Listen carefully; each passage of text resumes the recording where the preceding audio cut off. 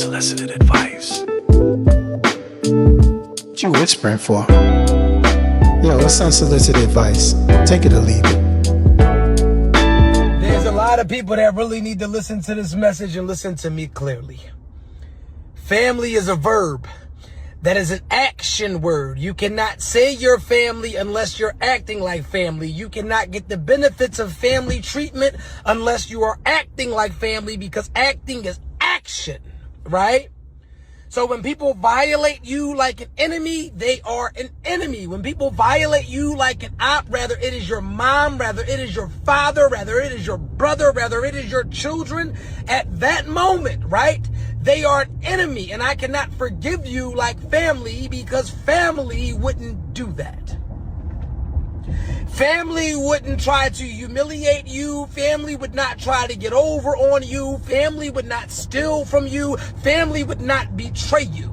So I say all of that to say, why would I ever take the high family road and give you the benefit of the doubt because we share the same blood, when that blood meant nothing to you when you violated me? You treated me like the opposition, and that is the treatment that we're going to keep it at. Stop letting people imprison you with these titles as if all should be forgotten and forgiven because they're family. Because family wouldn't do the things that they did. An enemy would. Am I lying?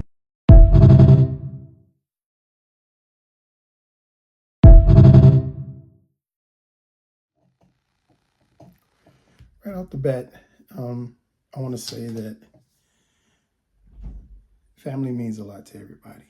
But family also means different things to different people. Sometimes you keep the family that you're born into, and sometimes you have a family that you've created. With that being said, there's a lot of what I like to call family hurdles that people go through. And sometimes, we don't know how to navigate those waters so well. And a lot of times it leads to us falling out with family, definitely having disagreements, never speaking to people. There's so many different things that can cause a rift. And sometimes that's how you create a new family, is because of leaving the one that you were born with. And, excuse me. But, there's a couple of things, like I said, that factor into that. Two major things usually is money or somebody passing away. That usually brings out the worst in most people. So, especially in families, it brings out some people's true natures. I'm saying all that just to get it out the way, because we're going to talk about some things that lead to family hurdles in people's family and people's lives. I would say the first one would be expectations. And a better explanation is mostly probably poor communication. Not keeping up with family. Giving them calls. Lack of open and honest communication. And a lot of times that leads to misunderstandings. Especially with a family. Or you probably have somebody that's just too honest and doesn't know how to, I guess, for lack of a better word, sugarcoat things. Just, ease people into stuff. Some people, you always got that one family member that just wants to tell it like it is and has no filter. And that's poor communication as well, because they don't care about people's feelings. They think it's just best to rip off the Band-Aid, whereas some people, it takes them a minute. You have to kind of sit down with them, talk to them, get a good understanding. But we have a lot of poor communication, especially if you're not reaching out on the daily, or you don't know that something's happened and parts of the family don't tell you everything. That can lead to a lot of bad blood in the family. But yeah, that would definitely be probably at the top, because you can go a long time not talking to people, or you can just go a long time not knowing something because people aren't communicating with you, and then you randomly hear from that one family member that can't keep their mouth shut, or you just randomly overhear a conversation, and now you're wondering, okay, how come you haven't told me about this, or how come I don't know about that? So yeah, that can be a big problem within the family structure. It's always good to communicate. It's always good to to talk to family, even if it's something tough. It's best to get it out there in the open, no wasting time. Or just sometimes just checking in on the daily, seeing how people are. Sometimes it's easier to communicate when you're talking on the regular. Um, Another thing I'd say is like financial stress. Financial stress is it's worrying about money, and not being able to meet basic needs. They cause family conflict. Like I said, somebody in the family that's always asking for money or always in some type of financial debt, and you got to get them out of it. That can cause a lot of hurdles in a family, because the thing about a family structure is you want to make sure that things are stable. You want to help people so they can get back on their feet and things can be stable. The problem with that is not everybody's as stable as you'd like for them to be. So you always know that you got to help them. You always know that you got to save money because something's going to happen. Or you always got that one family member that you got to save money because you got to bail them out of jail. Or you got to let them live with you because they can't keep a place. They can't keep a house or whatnot. So financial stress can cause a lot of problems in the family. Sometimes it's best to just leave people be, because it's one thing to help somebody and that they want to get on their feet and do better. It's another thing to be an enabler and to constantly have to help somebody that just does not want to help themselves. So that's a big conversation you'd have to have with that person. I'm sure that'll ruffle feathers, but sometimes it's for people's own good to let them figure it out on their own. Sometimes it's best. Sibling rivalry. So siblings and their rivalries with each other is very common with families. You have a lot of some siblings are very, very competitive, and especially with the younger, with the younger ones versus the older ones. Or they're trying to please their mom or dad, or just trying to make somebody proud, or some of them are in the competition of being a favorite. Sometimes that rests on the shoulders of the parents. The parents should not make their kids feel like they're in competition. There should be love spread all around. There should be praises given all around. You should be proud of both. It should not always be, hey, this is a competition, or who's my favorite, or who's going to be in my trust fund, or who's going to be in the will, or whatever. You don't want sibling rivalry, because you want your siblings to get along with each other, because you're going to need them in the future. You need to have a good relationship with your brothers and sisters. And it doesn't help if it's always a competition, or somebody, or if you have a sibling that's always trying to talk about how good they're doing and always bringing up negative things about you, or vice versa. You don't want to have that going on. You want to have a good, healthy relationship with your siblings. But that's another family hurdle that a lot of people have to deal with, in the family. Another thing I think that breaks up families, especially when you're dealing with a family hurdle or family issues, this is something that breaks up the family, I'd say 90% of the time, and that's parenting disagreements. The best thing about parenting is it's supposed to be a teamwork. It's supposed to be a partnership. You're not supposed to overstep each other's boundaries or overstep what each other is put down as the rules of the house or how we're going to parent.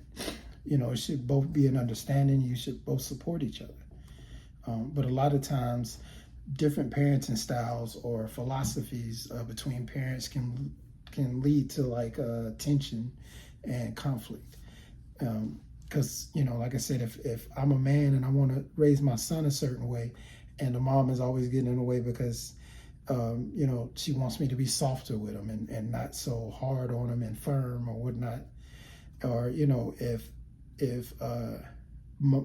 my wife is trying to raise my daughter and I'm babying her and giving her the world and her and my mom, her and my wife aren't getting along. You know, the daughter and the wife ain't getting along, but I'm babying the daughter. Like, that doesn't help. It has to be an understanding that we're raising these kids, and we need to come up with the best plan to do so together that works for both of us. Because if you have two different types, they're going to collide at times depending on the situation. You do have a lot of mothers that are very nurturing, so they don't want to, you know, sometimes they can't deal with the harder side of a man that wants to be more disciplinary. Vice versa, you know, most men can't deal with the softer side of a woman. You know, they'll say, oh, your baby and the child, you need to be tougher. So there's always that conflict going on.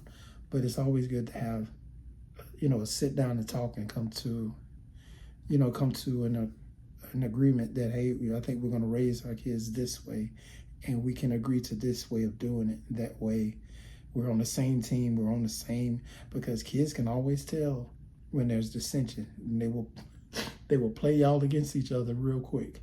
Anybody that knows, but that's just something that, you know, that we as adults have to learn. You can't look divided as parents, because kids can smell that and they will use that against you. I'll say another darker reality of family issues or family hurdles is substance abuse. If you have a family member that is dealing with substance abuse, you know, or they're struggling with addiction in some form or fashion, it can severely impact the family. Because, you know, on one hand, you got one side of the family says, hey, we don't need to deal with this person. You know, we just need to wash our hands with them. And you probably got another side of the family say, no, we shouldn't, they're family, we shouldn't give up on them, we should help them. You know, you might have a more religious and spiritual side of the family. Hey, you know, they need God, they need Jesus. We need to bring them to church. We need to do this, this, and this. Everybody has their own idea of how to deal with that person. I always say, if you're dealing with somebody with substance abuse, you can only help you can only help people who want help. Sometimes you have to love people from a distance until they realize that they need help and they're willing to do the work. But if you're doing all the work and you're stressing yourself out and this person ain't getting no better, it doesn't help anybody. So as a family, you probably should come together and just have an understanding of how you're going to deal with this person. But you don't want it to affect your own family dynamic, trying to save a person that's not ready to be saved yet, family or no family. To piggyback on that, I'd say another thing is mental health concerns, whether it's depression, anxiety, you know, any mental health issues within a family. The sad part about it, if they're younger, you're always going to have somebody that's just stressed and exhausted because they're constantly trying to be there for their child and, you know, and just get them the best help that they can.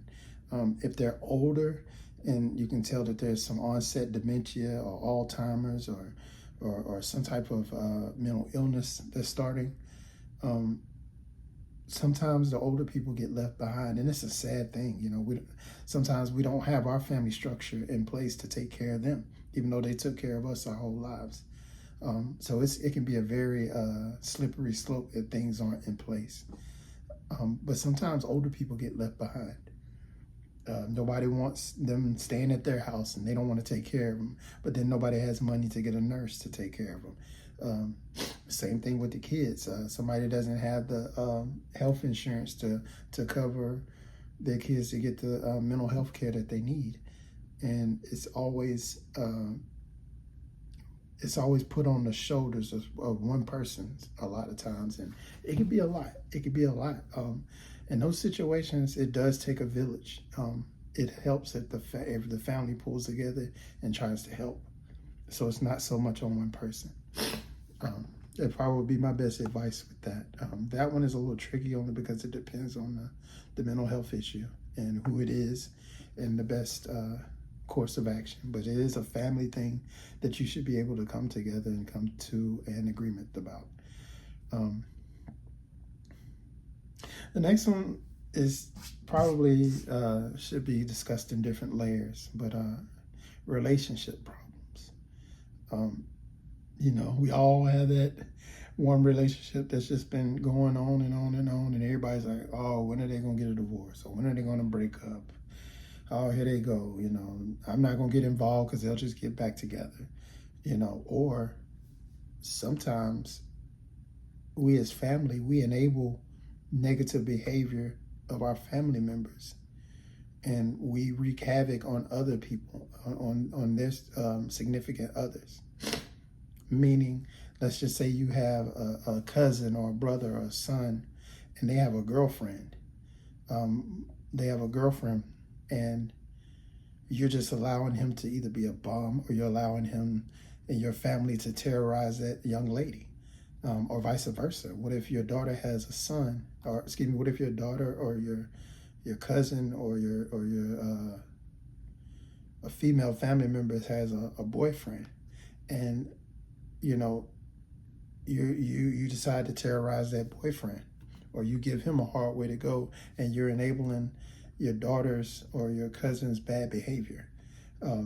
We all have that. We all seen those type of families, we've dealt with those types that they allow, that family member to carry on and just be a bad person, and we pretty much enable it just to protect them or keep them out of jail, or keep them from having to pay child support. That's a bad family dynamic when you're enabling such a negative behavior. And also, the issues between partners, the lack of intimacy or unresolved issues in family conflicts can impact the entire family. Especially if you've just been seeing somebody be together, you've seen this person cheating, but you're trying not to say nothing. You're just trying to support the family. You're not trying to help the other side of the family, and it's just a mess. Relationship problems in families can be such a big thing. We see it all the time.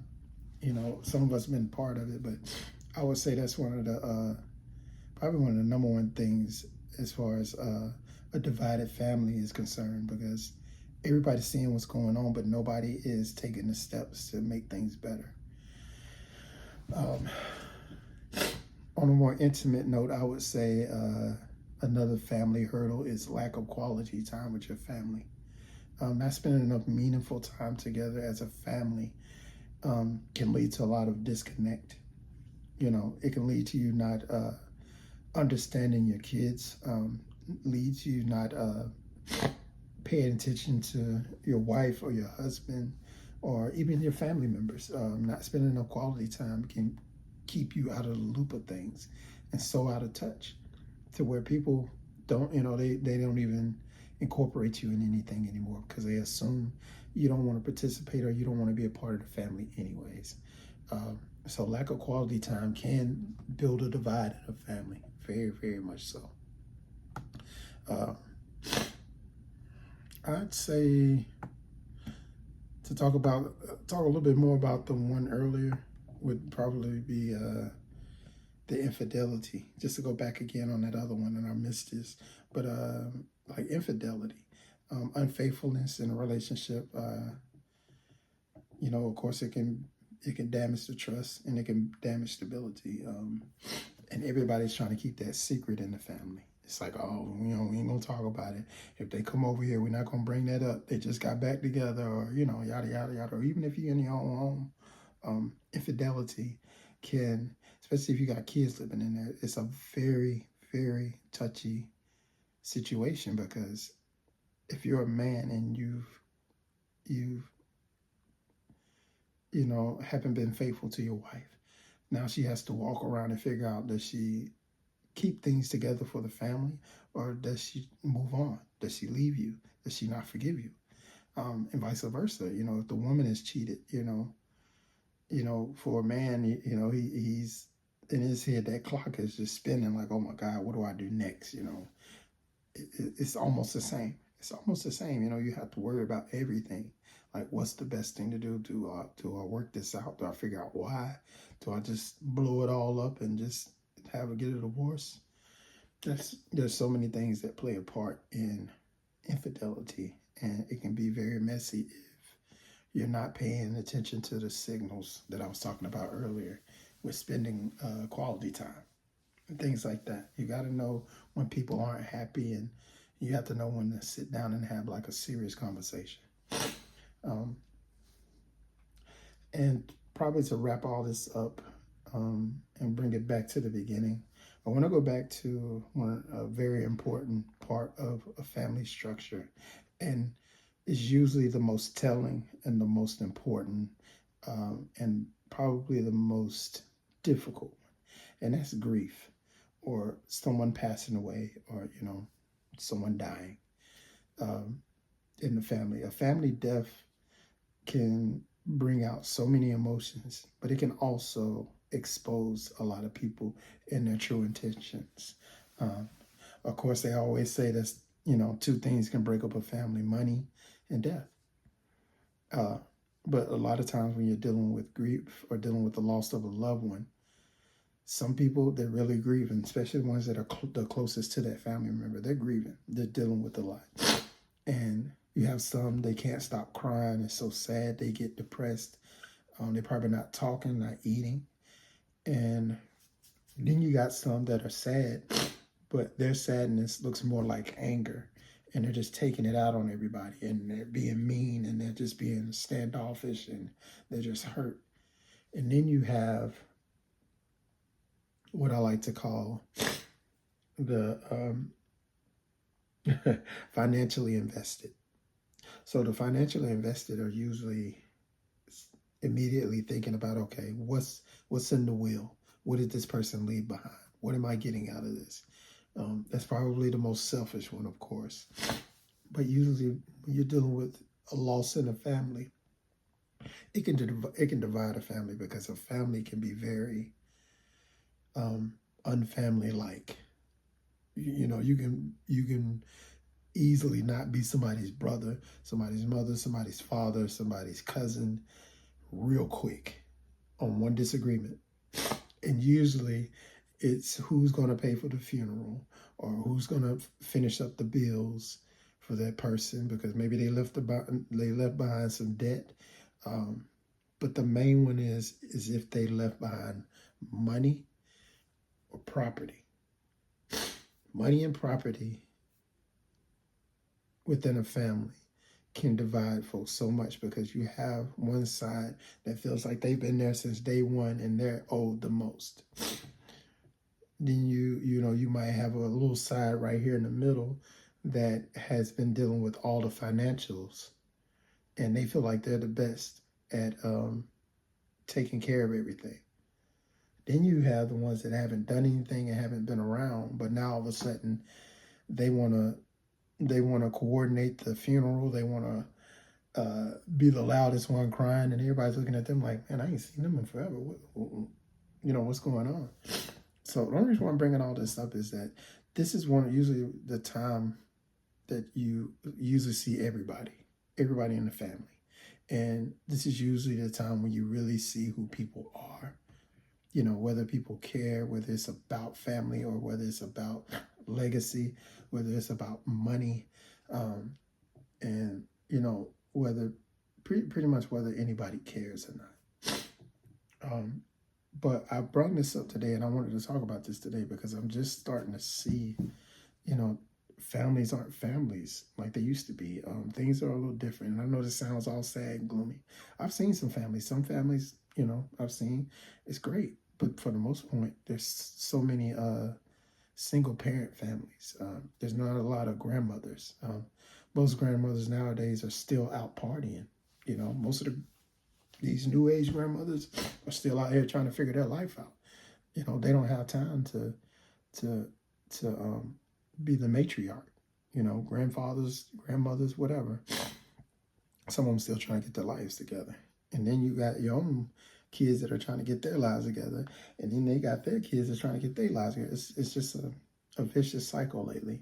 But there are so many family hurdles that you have to be aware of in order to keep things intact, in order to keep things structured, keep people happy, make people feel like it's a family. And I was just saying all this today because I don't want people to lose what it means to be a family. I don't want people to lose what it means to love each other and to be there for each other.